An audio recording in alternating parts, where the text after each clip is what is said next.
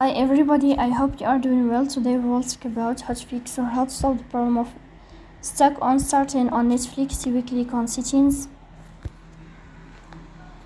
Here you will click on apps, default apps, app settings. Then you will search about Netflix.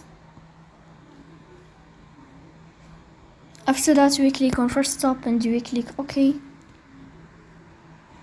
Here you will go to storage. Then we click on clear cache. In the end you will turn off your Wi-Fi and you will turn on your Wi-Fi again to fix that problem.